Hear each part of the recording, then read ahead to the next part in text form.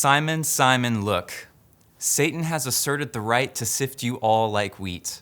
However, I have prayed for you that your faith won't fail. When you have returned, strengthen your brothers and sisters. Peter responded, Lord, I'm ready to go with you, both to prison and to death. Jesus replied, I tell you, Peter, the rooster won't crow today before you have denied 3 times that you know me. After they arrested Jesus, they led him away and brought him to the high priest's house. But Peter followed from a distance.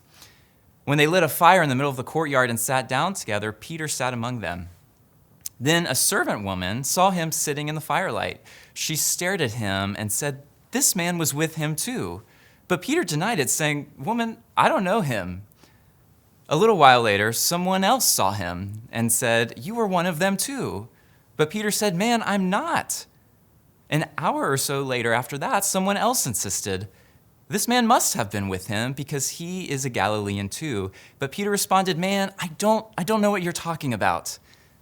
And at that very moment, while he was still speaking, a rooster crowed. The Lord turned and looked straight at Peter, and Peter remembered the Lord's words, Before a rooster crows today, you will deny me 3 times. And Peter went out and cried uncontrollably. Hi, I'm Pastor Justin Schoolcraft, and I am overjoyed to be sharing with you today during this Lenten season.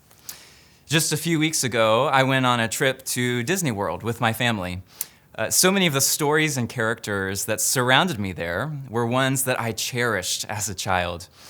And it was kind of strange to be there as an adult. One of the things we're taught to believe as an adult is that we give up childish things and move on to big, serious, and important things. But deep inside, I was so excited every time I saw Mike Wazowski at Disney World, because Monsters, Inc. was one of my favorite movies growing up. When I saw him, I would remember that I'm an adult now, and I ought not to scream out like a child, I love you, Mike, because I'm an adult.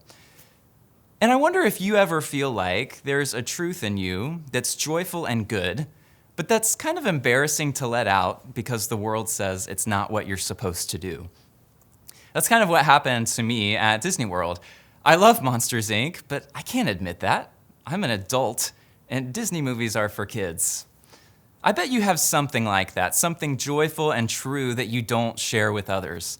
What makes that thing so joyful for you? Why is it so hard to share? And I wonder if the reason that thing brings you joy is because it runs counter to the brokenness of this world. It gives you hope when everything else gives you despair. It gives you happiness when everything is making you feel sad. Whatever that thing is, because it's so different than how the rest of the world feels, you hold it back rather than share that joy with others. I believe that's what was happening to Peter in the text I just read to you. At the Passover meal, Jesus predicted that Peter would betray him. Peter assured Jesus that he would follow him even to death. But later that night, Jesus was arrested. And as Jesus is taken away by the crowd, Peter does something strange. He follows from a distance and denies that he knows him. He's suddenly embarrassed to disclose his association with Jesus, more content to stand around Jesus rather than stand with Jesus. Peter knows Jesus and knows that his message runs against the culture.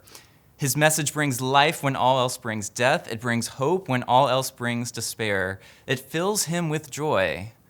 But life, joy, and hope were unpopular qualities in a world caught up in despair and a crowd caught up in a wrongful arrest. So Peter held his truth in rather than let it out. Today's 40 Things practice is to tell someone you trust the truth you've been holding back. And you may hear that and you think it means to open up to someone about some deep, dark secret. But what if it could mean the opposite? What if it could be something so joyful and abundant that it doesn't conform to the cynical pattern of this world? What might that thing be for you?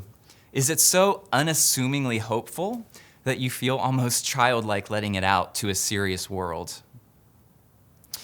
I love Monsters, Inc., but most importantly, Christ is the one who provides my joy that is so hopeful so counter to the world that it's not always easy to share his message in contexts where cynicism is normal. But I'm going to try to let out the joy of Christ's message of love and forgiveness today, maybe even blurt it out like a child. Would you do the same?